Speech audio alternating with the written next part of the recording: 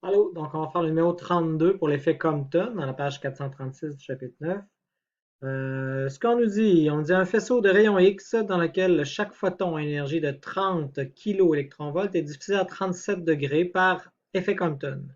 Quelle est la variation de longueur d'onde? La variation de longueur d'onde, en fin de compte, c'est comme la différence entre les deux. Ah, ben, automatiquement, la variation de longueur d'onde, c'est H sur M0C 1 moins cos de θ. Aussi de mieux, la variation de longueur d'onde, ça va être 6,626 par 10 à la moins 34.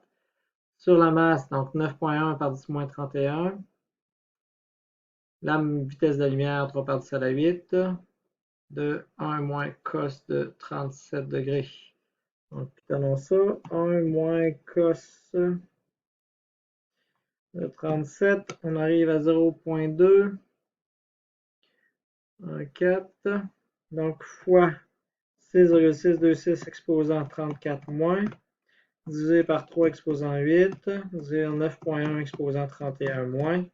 On arrive à une variation de longueur d'onde de 4,887 par 10 à la moins 13. Quelle unité que c'est, ça? Ben, si j'ai pris ça, c'est des joules, ici, ça c'est des kilogrammes, des mètres secondes. Bref, la réponse, au final, c'est le système international, ça va me donner en mètres. Donc, si je vais avoir ça en nanomètres, il va falloir que je divise. Ben, en vrai, je vais faire fois 1 exposant 9, ce qui va me donner 0,0004887 nanomètres. Ça marche, ça va être une petite variation de longueur d'onde. C'est ce qu'on a pour la partie A. Donc, en B, on dit quelle est en électronvolts l'énergie des photons diffusés. Donc, avec la longueur d'onde diffusée, je vais être capable de trouver l'énergie en électronvolts des photons qui sont diffusés. Donc là, ce que je sais, c'est que je suis capable, avec le 30 kV, je sais que je vais être capable de trouver ma longueur d'onde. Je sais que ça, c'est égal à HC sur longueur d'onde.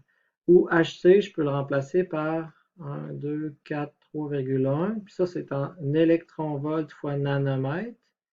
Donc, c'est ce qui va me donner ma longueur d'onde. Donc, je vais écrire ici. Tantôt, on a trouvé une variation de longueur d'onde qui était de 0,0004887.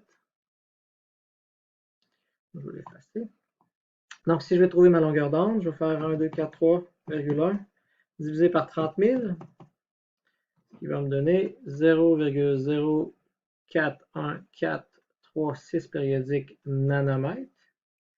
Et c'est pas pour rien ici que je m'étais mis en nanomètres, c'est que je vais pouvoir prendre tout de suite cette chose-là. Je sais que longueur d'onde prime moins longueur d'onde, c'est égal à ça. Donc, si je veux avoir la longueur d'onde prime, ça va aller l'autre base, ce que je viens de trouver. Donc, ça va additionner ça. Donc, je vais additionner ça et ça, ce qui va me donner plus 0,004887 0,04195 nanomètres. Et si je veux savoir l'énergie de ces photons-là en électronvolts, je sais que E c'est HF, mais c'est aussi HC sur lambda.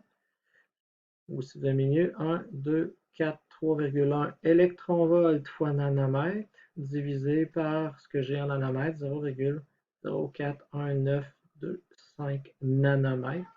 Ce qui va me donner une réponse directement en électronvolts. Donc, je vais inverser cette réponse-là fois 1, 2, 4, 3, 3,1 et on trouve une énergie de 29,65 kV après avoir divisé par 1000. Donc 29,65 kV.